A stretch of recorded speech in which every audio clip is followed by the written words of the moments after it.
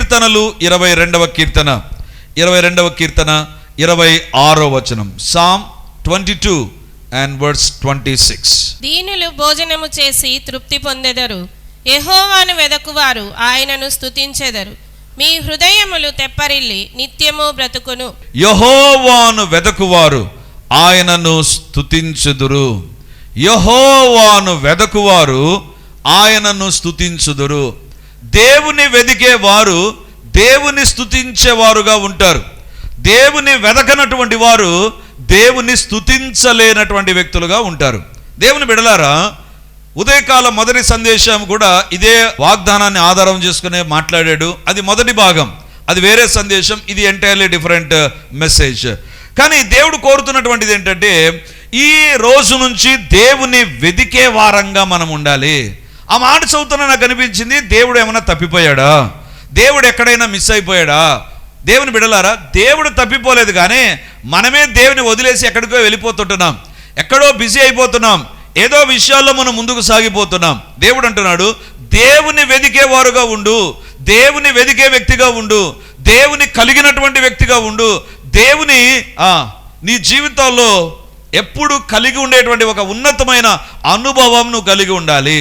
దేవుని బిడ్డలారా, ఈ కీర్తన దావీదు రాసినటువంటి కీర్తన, దావీదు తన అనుభవాల్లో నుంచి రాసినటువంటి కీర్తన. కానీ ఎప్పటికీ కూడా వాక్యానికి రెండు అర్థాలు ఉంటాయి. It will speak about the present situation and the same word speaks about the future also. అంటే అప్పటికి పనికొస్తుంది, భవిష్యత్తుకు కూడా పనికొస్తుంది.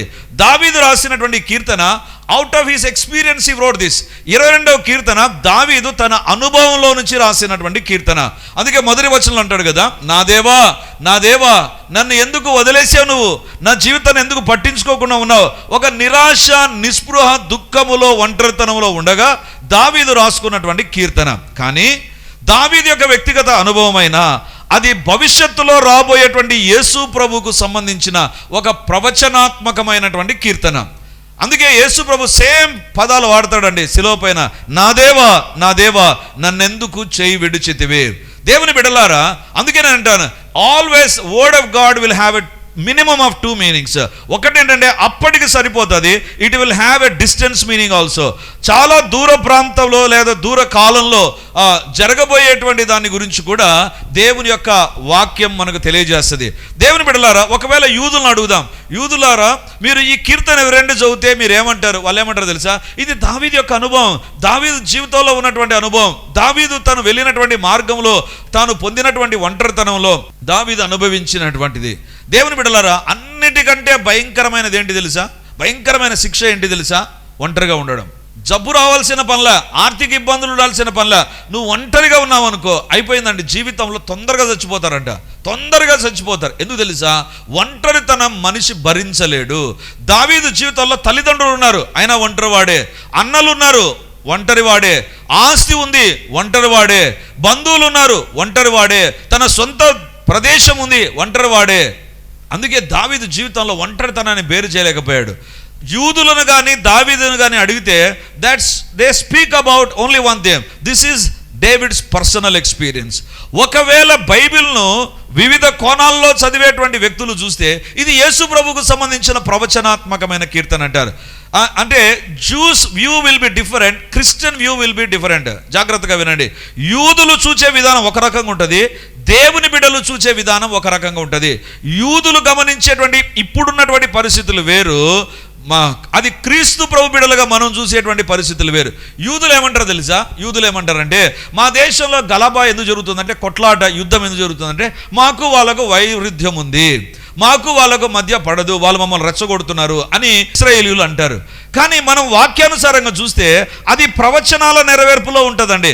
వాక్యము వాగ్దాన నెరవేర్పులో ఆ వాగ్దానం అనేటువంటిది లేదా ఆ వాక్యం ముందుకు వెళుతూ ఉంటుంది. దేవుని బిడ్డలారా, మరొక దేవుని రాకడకు ఒక గొప్ప నిర్ణయం ప్రపంచం తీసుకునింది. ఏంటి తెలుసా? EU అంటారు, అంటే యునైటెడ్ యూరప్. వీళ్ళందరూ కలిసి ఈ యొక్క గ్రూప్లో ఉండే వాళ్ళందరూ ఒక నిర్ణయం తీసుకున్నారు. ఏంటి ఆ నిర్ణయం అంటే, గాజాను ఇశ్రాయేలు డ్యామేజ్ చేసింది కదా యుద్ధంలో, ఇప్పుడు గాజాను పునర్నిర్మిస్తాం, ఈ గాజాను లేటెస్ట్గా నిర్మిస్తాం and we're going to make it as artificial intelligence city. It will be a data centre for the world. ప్రపంచంలో ఆర్టిఫిషియల్ ఇంటెలిజెన్స్ అత్యధికంగా ఉపయోగించబడేటువంటి ప్రాంతముగా దాన్ని నిర్మిస్తాం. రెండోదిగా it will be a data centre. అక్కడి నుంచే సమాచార వ్యవస్థ అంతా మేము కంట్రోల్ చేస్తాం. అమెరికా కానీ మొత్తం అందరు దానికి ఒప్పుకున్నారండి. ఇస్రాయేలు ప్రక్కనే గాజా ఉంటుంది, ఒక లైన్ మాత్రమే ఉంటుంది. ఒక బ్రిడ్జి ఉంది కదా మనకు, బ్రిడ్జికి ఆ పక్కన ఒక వీధి ఉంటుంది, ఈ పక్కన ఒక వీధి ఉంటుంది. ఈ పక్క ఇస్రాయేల్ ఉంటుంది, ఒక చిన్న చిన్న రోడ్డు లాగా ఉంటుంది అంతే. ఆ పక్క గాజా ఉంటుంది. అంత్యక్రీస్తు పరిపాలన ఒకవేళ అక్కడి నుంచి ప్రారంభమవుతుందేమో అనేటువంటి తలంపులోనికి అందరూ వచ్చేస్తున్నారు. ఎందుకు తెలుసా? అంత్యక్రీస్తుకు ఈ నీడ్స్ డేటా సెంటర్. తనకంటూ భారతదేశమే కాదు ప్రపంచంలో దేశాలని కంట్రోల్ చేయాలంటే తన దగ్గర ఒక సమాచార వ్యవస్థ ఉండాలి. అందుకోసమే ఆర్టిఫిషియల్ ఇంటెలిజెన్స్ అత్యధికంగా ఉపయోగించబడి దాని ప్రకారమే నిర్మించబడేటువంటి ఒక నగరాన్ని వాళ్ళు తయారు చేస్తున్నారు. ఒకవేళ మనం ఇస్రాయేల్ని అడిగామనుకో, వాళ్ళు అంటారు మా ప్రక్కన మేము డ్యామేజ్ చేసాం కాబట్టి కట్టుకుంటున్నారు. కానీ మనకెట్లా ఉంటుందో తెలుసా? అది ప్రవచనాల నెరవేర్పు. బైబిల్ ఎప్పటికీ రెండు రకాలుగా ఉంటుంది. నీతో మాట్లాడుతుంది, ఒక ప్రవచనం కూడా అందులో ఒకటి ఎక్కడో నెరవేరుతూ ఉంటుంది. ఇది దావీదు యొక్క అనుభవమే. కానీ ఈరోజు నీకు దేవుడు వాగ్దానం ఇస్తుంటున్నాడు, నీ కుటుంబానికి దేవుడు వాగ్దానం ఇస్తుంటున్నాడు. ఏంటి ఆ వాగ్దానం తెలుసా? 22వ కీర్తన 26వ వచనం. దీనులు భోజనము చేసి తృప్తి పొందెదరు, యెహోవాను వెదకువారు ఆయనను స్తుతించెదరు. మీ హృదయములు తెప్పరిల్లి నిత్యము బ్రతుకును. మీ హృదయములు తెప్పరిల్లి నిత్యము బ్రతుకును. మీ హృదయము తెప్పరిల్లుతుందంట. తెప్పరిల్లడం అంటే ఏంటి తెలుసా? ఎవరైనా ఫెయింట్ అయి పడిపోయారనుకో, స్పృహత పడిపోయినారు అనుకుందా, వాళ్ళ ముఖం నీళ్లు చల్లామంటే వాళ్ళు ఇలా లేస్తారు చూసారా, అది తెప్పరిల్లడం. అంటే వాళ్ళు పడిపోయిన స్థితి నుండి తిరిగి లేపబడుతున్నటువంటి ఆ మధ్య గ్యాప్ని ఏమంటారంటే తెప్పరిల్లడం అంటారు. అంటే జీవితంలో ఏ పరిస్థితిని బట్టి నీ జీవితంలో నువ్వు పడిపోయి ఉన్నా దేవుడు అంటున్నాడు, యెహోవాను వెదకువారు తెప్పరిల్లుతారు. వారి జీవితాల్లో వాళ్ళు పడిపోయిన స్థితిలోంచి తిరిగి లేపబడతారు. బట్ కండిషన్ ఈస్ యెహోవాను వెదకువారు. దేవుని బిడ్డలారా, ఏంటి దేవుని వెదకడం అంటే ఏంటి? దేవుని వెదకడం అంటే ఏంటిది? దేవుని బిడ్డలారా, వెదకుట అంటే చాలా రకాలైనటువంటి అర్థాలు ఉంటాయి. చాలా రకాలైనటువంటి అర్థాలు ఉంటాయి. ఉదాహరణకు మొదటి ఆరాధనలో కూడా ఇదే చెప్పాను. మీ ఇంటిలో 2 వస్తువులు పోయినాయి అనుకుందాం. ఒకటి బంగారం చైన్ పోయింది, రెండోదిగా ఒక ఏమనాలి గుండు సూది పోయిందో లేకపోతే హెయిర్ క్లిప్ పోయిందో అనుకుందాం. దేన్ని వెతుకుతారు మీరు? కొంతమంది అంటారు మాకు వెతకడం తెలియదు, మా ఇంట్లో వాళ్ళు వేరే వాళ్ళు వెతుకుతారు అన్నట్టుగా ఉన్నారు. దేన్ని వెతుకుతారు? రైట్, బంగారం కోసం వెతుకుతాం. ఎందుకు? బంగారం విలువ ఉంది. ఒకవేళ అది దొరకలేదు అనుకుందాం, అంటే ఈ రూమ్లో పెట్టారు దొరకలేదు అనుకో, వదిలేస్తారా? ఏం చేస్తారు? ఆ రూమ్లోకి ఎవరు వచ్చారు వాళ్ళ గురించి ఆలోచన చేస్తాం. ఈ రూమ్లో ధరించిన తర్వాత ఎక్కడికి పోయాం, అక్కడికి పోయి వెతుకుతాం. ఇంకో చోటుకి వెళ్ళి వెతుకుతాం. ఎక్కడెక్కడ పెట్టింటామో ఆలోచన చేస్తాం. అంటే ఒక చోట వెతికిన తర్వాత దొరకలేదు అనుకుందాం, వెతకడం ఆపేస్తారా? లేదు, మళ్ళీ వెతుకుతారు. దొరకలేదనుకో మళ్ళీ వెతుకుతారు, జ్ఞాపకం చేసుకుంటారు. ఎక్కడ పెట్టింటాం, ఎక్కడ పోయింటది, ఎక్కడ వదిలేసింటాను, ఎక్కడ ఎవరైనా తీసుకుని ఉంటారా, నేను ఎక్కడ నిద్రపోయాను, అన్నీ ఆలోచన చేస్తాం. ఒకసారి దాని విషయంలో ఆలోచన చేసి దొరకలేదంటే మళ్ళీ వెతుకుతాం. వెతకడంలో ఏముంటుంది తెలుసా? పట్టుదల ఉంటుంది. బంగారం అది ఊరికొచ్చింది కాదు, కడప భాషలో మాట్లాడంటే ఉద్దరికి వచ్చింది కాదు, అది బంగారం. అది విలువ కలిగింది. అది ఉంటే ఒక గౌరవం, అది ఉంటే నాకు లోన్ వస్తుంది, అది ఉంటే పెళ్లి సంబంధాలు ఉంటాయి. అదే లేదనుకో ఇవన్నీ ఉండవు కదా అని ఏం చేస్తామంటే పట్టుదలతో వెతుకుతాం. వెతుకుట అంటే ఏంటి తెలుసా? ఉదయకాలం మొదటి సందేశం ఏంటంటే వెతకడం అంటే ప్రాధాన్యత ఉండాలి. You are having 2 things missing. One is a gold, another one is a normal one. You will not give a priority to normal one, but you will give utmost priority to the gold. అంటే వెతకడం అంటే ప్రాధాన్యతనివ్వడం. అది మొదటి సందేశం. ఈరోజు రెండో సందేశం, వెతకడం అంటే దొరుకున్నంత వరకు వెతికితే దాన్ని ఏమంటామంటే సాధించాడ్రా అంటాం. దేవుని బిడ్డలారా, వెదకుటలో ఏముండాలి తెలుసా? పట్టుదల ఉంటుంది. ఇప్పుడు దేవుడు అంటున్నాడు, యెహోవాను వెదకువారు నిత్యము స్తుతించెదరు. నీ జీవితంలో ఒక ఆశీర్వాదం, ఒక దీవెన, ఒక మేలు పొందేటువంటి విషయంలో దేవుడు అడుగుతున్నాడు, have a man of persistence. పట్టుదల కలిగిన వ్యక్తిగా నువ్వు ఉండు, పట్టుదల కలిగినటువంటి వెదికేటువంటి వ్యక్తిగా ఉండు. అంటే క్యాజువల్ సర్చింగ్ వేరు, with persistence if you search that will be a different one. అంటే వేరే వాళ్ళది పోయింది అనుకుందాం, మనమేం పట్టించుకోమండి. మనది పోతే ఎక్కడ లేని అందరిని నిలబెట్టి అడుగుతాం, అందరు నిలబెట్టి అడుగుతాం, ఎక్కడ పోయింది. దేవుని బిడ్డలారా, ఈరోజు దేవుడు మనతో మాట్లాడుతుంటున్నాడు. పట్టుదలతో కూడినటువంటి జీవితాన్ని దేవుడు ఏం చేస్తాడు తెలుసా? స్తుతించే జీవితంగా మారుస్తారంట. పట్టుదల లేదనుకుందాం, వారి జీవితంలో స్తుతి ఉండదు. పట్టుదల కలిగినటువంటి వ్యక్తి తెప్పరిల్లడం ప్రారంభిస్తాడు. అంటే అతని జీవితంలో ఎంతగా పరిస్థితుల మధ్య ఉన్నా he will not lose hope, he will not disorder. అతడు ఆశను కోల్పోడు, ఖచ్చితంగా పట్టుదల కలిగి ఉంటాడు. 25 డిసెంబర్ 31వ తారీఖున ప్రార్థన ప్రారంభమైంటుంది. ప్రభువా దీవించు. 1వ వారం, 2వ వారం, 3వ వారం పట్టుదల పోయి ఉంటుంది. మళ్ళీ ఇంతేనేమో, ఇదే సంవత్సరం ఇట్లాగానే ఉంటుందేమో. ఏంటి 1వ తారీఖు ఉన్నటువంటి పట్టుదల దినాలు గడుస్తుండగా మెల్లగా తగ్గిపోతుంది. 31వ తారీఖు వాగ్దానం కోసం 25వ తారీఖు ఉపవాసం నింటాం. ఉండంలేండి, డిసెంబర్ 20 దాడి ఉండం ముత్తది. 26 నింటాం, 27 నింటాం, 28 నింటాం. ఇప్పుడు ఈ నెలలో ఏమైనా ఉనింటామా? ఎందుకు తెలుసా? అప్పుడు పట్టుదలతో ఉపవాస ప్రార్థన చేసింటాం. వాగ్దానం వచ్చింది, అమ్మ వాగ్దానం వచ్చింది, కానీ ఆ తర్వాత పట్టుదల ఉండదు మన జీవితాల్లో. వెదకుటలో ఏముంటుంది తెలుసా? పట్టుదల ఉంటుంది. ఈరోజు దేవుడు అడుగుతుంటున్నాడు, పట్టుదల లేని జీవితం, గుర్తుంచుకోండి, అండర్లైన్ దిస్ వర్డ్, పట్టుదల లేని జీవితము ఫలము లేని జీవితం. నీ జీవితంలో పట్టుదలతో చదివావా? ఒక ఫలితం ఉంటుంది. పట్టుదలతో ఉద్యోగం కోసం ప్రయత్నం చేసామా? ఒకటి ఉంటుంది. పట్టుదలతో నీ జీవితంలో ప్రయత్నం చేసేవా? ఉంటుంది. పట్టుదలతో వ్యాపారం చేసేవా? ఖచ్చితంగా నీ జీవితంలో ఒక ప్రతిఫలం అనేటువంటిది ఉంటుంది. దేవుడు అంటున్నాడు, యెహోవాను వెదకువారు నిత్యము స్తుతించుదురు. అంటే నిత్యము స్తుతించేటువంటి వారు ఎవరు తెలుసా? నిత్యము దేవుని స్తుతించేవారు. పట్టుదల కలిగి జీవించాలి, పట్టుదల కలిగినటువంటి వారంగా ఉండాలి. ఇప్పుడు ప్రశ్న ఏంటంటే, పట్టుదల ఎందుకు ఆగిపోతుంది? పట్టుదల ఎందుకు ఉండదంటే, మన జీవితాల్లో ఎప్పుడైతే మనం ఒక ప్రార్థన చేస్తుంటాం, జవాబు రాలేదనుకుందాం, మనం అడుగుతుంటాం, దేవుడు ఇవ్వలేదనుకుందాం, వెంటనే మెల్లిగా ఆ పట్టుదల తగ్గిపోతుంది, దేవుణ్ణి వెతకడం తగ్గిపోతుంది. ఈరోజు దేవుడు అడుగుతుంటున్నాడు, ఒక నెలలోనే పట్టుదల కోల్పోయావా? పరిస్థితులు వ్యతిరేకంగా ఉన్నాయని ఇంకా దేవునికి పట్టుదలతో ప్రార్థన చేయకుండా యూఆర్ యాక్సెప్టింగ్ ద థింగ్స్.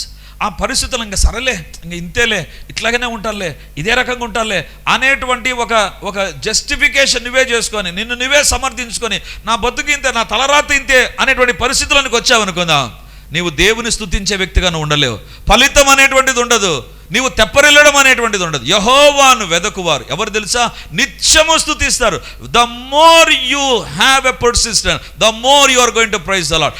ఎంతగా పట్టుదల నీ జీవితంలో ఉంటుందో, వెదికే వారికి ఉండేటువంటిది ఏంటి తెలుసా? పట్టుదల. పోలీస్ దాంట్లో ఎవరికండి మెడల్ వస్తుంది?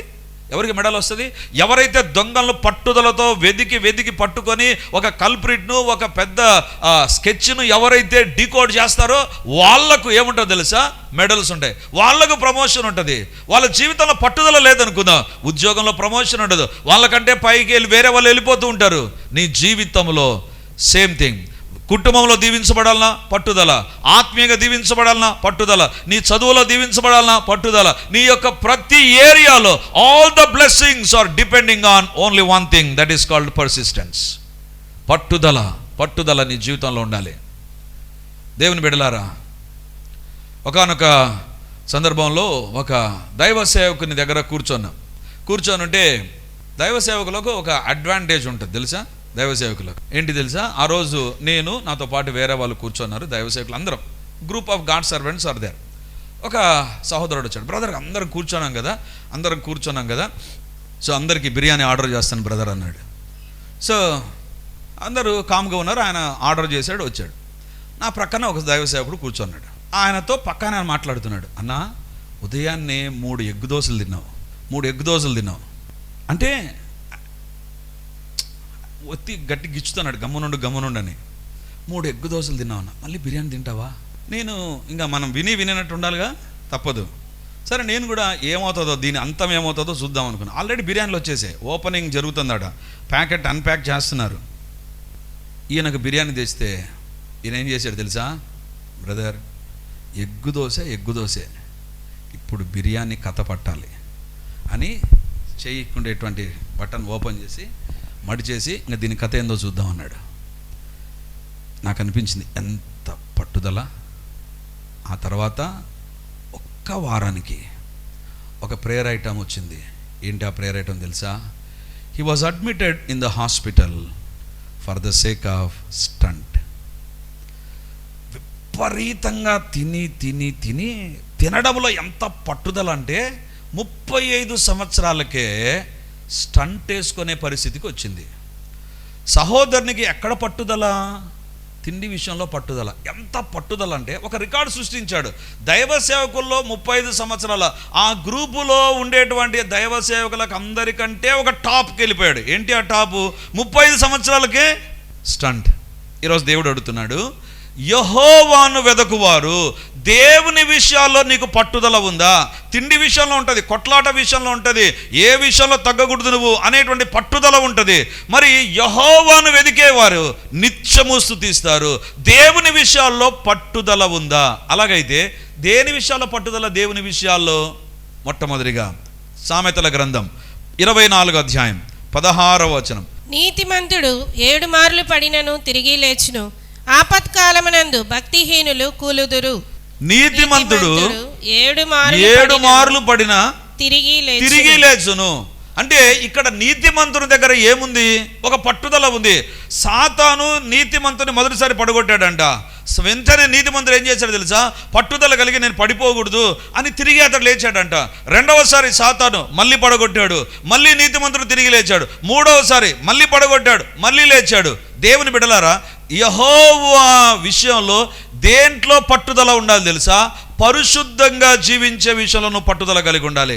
అప్పుడే నీ జీవితంలో నిజమైన స్తుతి ఉంటుంది. అంటే దేని విషయంలో పట్టుదల అంటే తిండి విషయంలో కొన్ని సందర్భాల్లో పట్టుదల ఉంటుంది, రోషం విషయంలో పట్టుదల ఉంటుంది. నన్ను ఈ మాట అన్నాడే, ఇంకా క్వశ్చనే లేదు, మాట్లాడేదే లేదు. దేవుని బిడ్డలారా, దేంట్లో ఉండదు తెలుసా? దేవుని బిడ్డకు పట్టుదల పరిశుద్ధంగా జీవించే విషయంలో. ఈరోజు వాక్యం ఏంటో, రేపు ఏదో ఒక శోధన వస్తుంది, పడిపోతావు, పడిపోయిన తర్వాత ఇంకా పడిపోయిన నా బతుకంతా ఇంతే, డోంట్ కంటిన్యూ.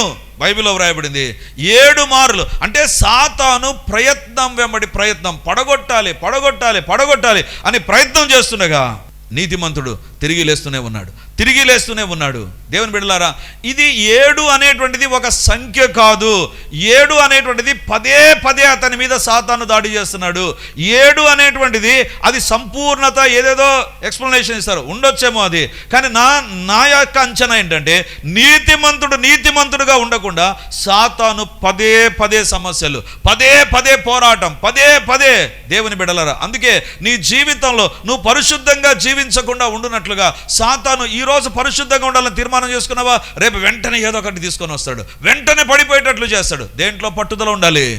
పరిశుద్ధంగా జీవించే విషయంలో పట్టుదల ఉండాలి. బైబిల్లో కొన్ని వచనాలు నన్ను చాలా ప్రభావితం చేసిన వచనాలు ఉన్నాయి. అందులో ఒక వచనము మీకు చూపిస్తాను ఇప్పుడు. మీకా గ్రంథం 7వ అధ్యాయం 8వ వచనం. నా శత్రువా నా మీద అతిశయింపవద్దు, నేను క్రింద పడినను తిరిగి లేతును, నేను అంధకారమందు కూర్చున్నను, యెహోవా నాకు వెలుగుగా నుండు. ఇక్కడ పడిపోయిన వ్యక్తి శత్రువుతో మాట్లాడుతున్నాడండి. పడిపోయినటువంటి వ్యక్తి, నా శత్రువా నా మీద అతిశయించవద్దు, నా మీద నువ్వేదో విర్రవీగవద్దు, పడగొట్టేశాను, ఈ కుటుంబాన్ని పడగొట్టాను అనేటువంటి విర్రవీగవద్దు. నేను క్రింద పడినా తిరిగి లేస్తాను. నేను కింద పడిన వ్యక్తిని, అయ్యో కింద పడిపోయినా ఇంతేలే అనేటువంటి దాంట్లో నేను పడిపోయి ఉండను, నేను తిరిగి లేస్తాను. ఇంగ్లీష్లో ఒక పదం ఉందండి, that is called as resilience. Resilience అంటే అర్థం ఏంటి తెలుసా? పడిపోయిన స్థితిలో ఉండకుండా అక్కడి నుంచి బౌన్సింగ్ బ్యాక్, పడిపోయిన స్థితిలో నుంచి తిరిగి లేపబడ్డం. ఇది ఖచ్చితంగా సైనికులకు తరబితి ఇస్తారండి. ఏంటి తరబితి తెలుసా? ఒకవేళ శత్రువు దగ్గరికి వెళ్ళినా, శత్రువు దొరికినా, అక్కడ కూడా నువ్వు ఏ విషయంలో తగ్గొద్దు, అక్కడ కూడా ఏ విషయంలో నువ్వు నోరు జారొద్దు, అక్కడ కూడా ఏ విషయంలో నీ రహస్యాలు, నీ దేశానికి సంబంధించిన, నీ రెజిమెంట్కి సంబంధించిన, నీ ఆఫీసర్కి సంబంధించిన నువ్వు ఎట్టి పరిస్థితుల్లో చెప్పకూడదు. దేవుని బిడ్డలారా, శత్రువుకు సైనికుడు దొరికాడంటే పిచ్చిగా కొడతారండి.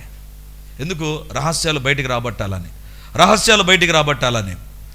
ఆ మధ్యకాలంలో భారతదేశానికి సంబంధించిన ఒక పైలట్ పాకిస్తాన్లో పడిపోయాడు. ఎవరు? అభినందన్. పడిపోయినప్పుడు ఫస్ట్ ఫోటో ఏంటి తెలుసా? ఆయన ముఖమంతా పిచ్చి గుద్దులు గుద్దితే ముక్కులోంచి రక్తం, బ్లీడింగ్ ఫేస్ ఉన్నింది. మళ్ళీ ఆ తర్వాత ఆ ఫొటోస్ అన్నీ తీసేసి అతన్ని బాగా కొట్టి అతని దగ్గర నుంచి సమాచారం రాబట్టాలని ఎంత ప్రయత్నం చేసినా ఇవ్వలేదు. ఇవ్వలేదు తెలుసా? అప్పుడు భారతదేశం వెంటనే స్పందించింది, మా సైనికుడు అక్కడ పడిపోయాడు అని. ఆ తర్వాత పేపర్లో ఆయన గురించిన వార్తలు వస్తుంటే నేను ఆయన గురించి చదువుతూ ఉంటే, ఆయన ఎప్పుడైతే తాను దిగింది పాకిస్తాన్ శత్రు దేశంలో అని తెలుసుకున్నాడో, ఆయన చేసిన మొట్టమొదటి పని ఏంటి తెలుసా?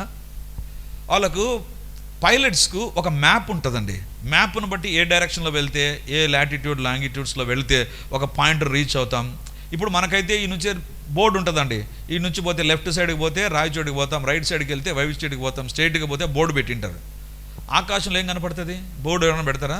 అందుకే వాళ్ళకి మ్యాప్ ఉంటుంది.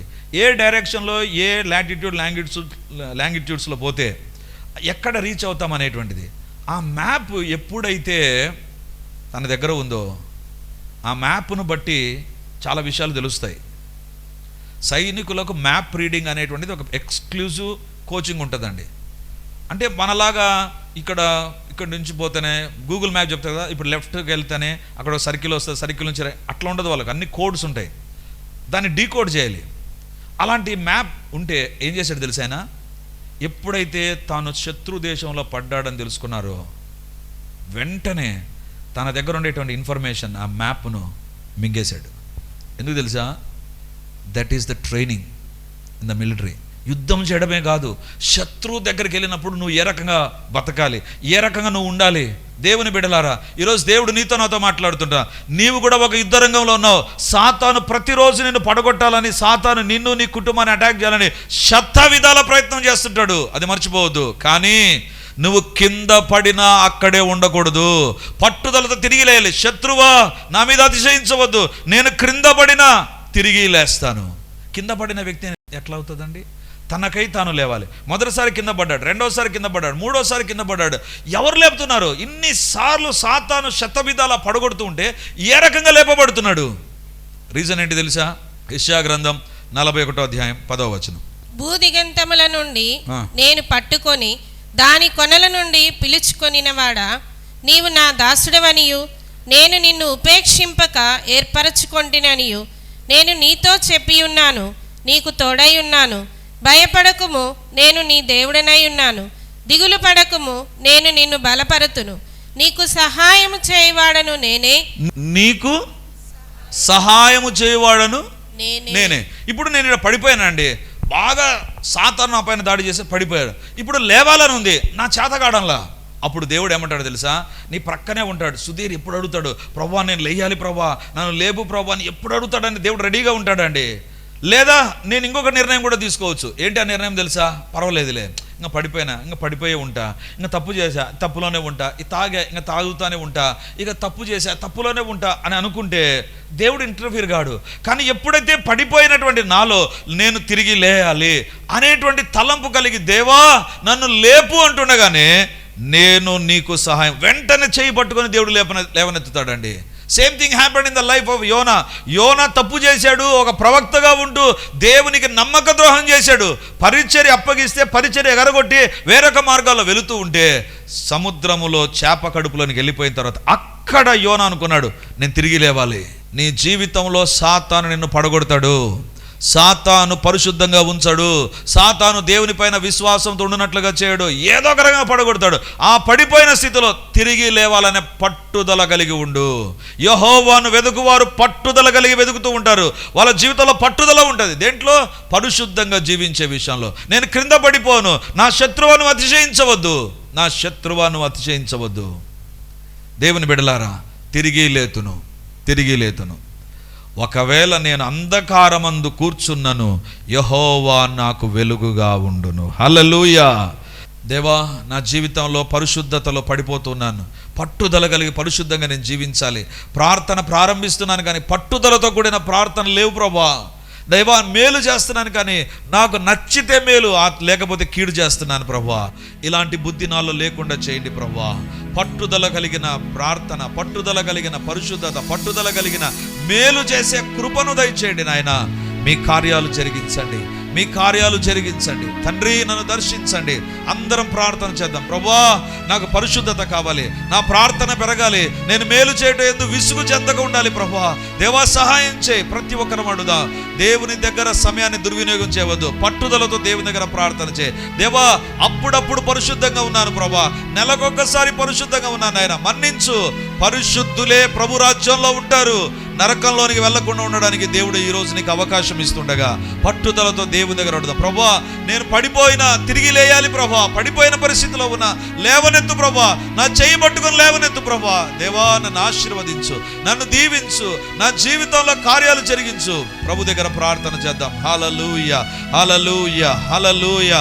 గొప్ప దేవా నీకు వందనాలు, సైన్యములకు అధిపతి నీకు వందనాలు, మార్పు లేని దేవా నీకు స్తోత్రాలు, మహాగణుడా మీకు స్తోత్రాలు. హల్లెలూయా. ప్రార్థించండి, ప్రార్థించండి. నా ప్రార్థన వినవద్దు. ఎక్కడ పట్టుదల దేవుడు అడుగుతున్నాడో ఆ విషయంలో దేవుని దగ్గర ప్రార్థించండి, ప్రార్థించండి, మౌనంగా ఉండవద్దు. హల్లెలూయా. గొప్ప దేవా నీకు వందనాలు, మహిమ కలిగినటువంటి దేవా నీకు స్తోత్రాలు, సజీవుడా నీకు వందనాలు.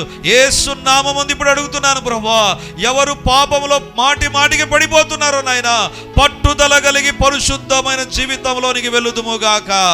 శత్రువా, మా మీద నీ దాడి నిలిచిపోవునంత వరకు మేము పరిశుద్ధంగానే జీవిస్తామనే ఆ స్థిరమైన నిర్ణయంలోనికి మేము వచ్చుదుముగాక. యేసు నామమందు పట్టుదలతో కూడిన పరిశుద్ధ జీవిత, పరిశుద్ధ జీవిత, పరిశుద్ధ జీవిత, పరిశుద్ధ జీవిత, పరిశుద్ధ జీవితం. తండ్రి, ఎవరైనా పడిపోయిన స్థితిలో పాపము చేసి వారి మనస్సాక్షి వారి మీద నేరం మోపుతుండగా ఇక్కడ ఉంటున్నారు, వాళ్ళంటి వారిని దర్శించండి. ఎవరు అడుగుతున్నా, యోనాను లేవనెత్తిన దేవా, పేతును లేవనెత్తిన దేవా, దావీదును లేవనెత్తిన దేవా, పడిపోయిన స్థితిలో ఉన్న నీ ప్రియ బిడ్డలు యేసు నామమందు లేవనెత్తబడుదురుగాక, లేవనెత్తబడుదురుగాక. యేసు నామమందు నాయనా, మా ప్రార్థనలు అప్పుడప్పుడు ప్రార్థనలు, అవసరమును బట్టి ప్రార్థనలు దేవా చేసి ఉన్నట్లయితే విసుగక నిత్యము ప్రార్థించమని కోరు ప్రభా.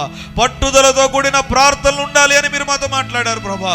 యేసు నామమందు మా యొక్క ప్రార్థన మాటలకు ఆచారప్రదంగా ఉండకుండా మేము ప్రార్థించుదుముగాక.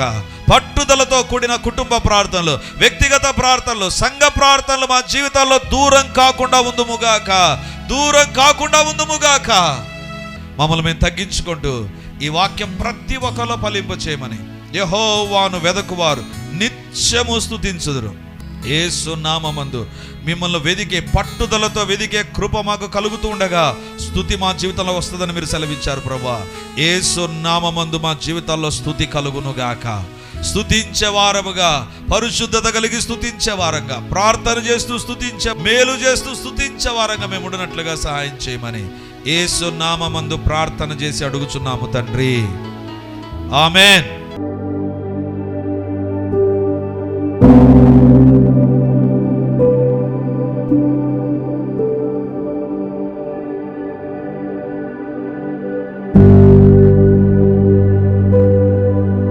Praise the Lord. యేసుక్రీస్తు పరిశుద్ధ నామందు మీ ఒక్కొక్కరికి మా వందనాలు తెలియజేస్తుంటున్నాను.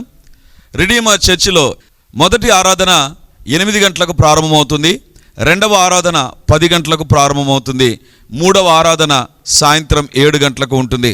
దేవుని బిడ్డలారా, ఎవరైనా ఉదయం ఆయా పనులు కలిగి రెండవ ఆరాధనలకు రాలేకపోతున్నారని భావించి ఈ యొక్క మొదటి ఆరాధన ప్రారంభిస్తున్నాం. సో ఈ యొక్క అవకాశాన్ని సద్వినియోగం చేసుకొని దేవుని యొక్క సన్నిధికి వచ్చి దైవ దీవెనలు మీరు పొందాలని కోరుతున్నాం. మొదటి 2 ఆరాధనలు మాత్రమే ప్రభు బల్ల ఉంటుంది కాబట్టి సిద్ధపడి దేవుని సన్నిధికి రమ్మని మిమ్మల్ని కోరుతూ ఉన్నాను.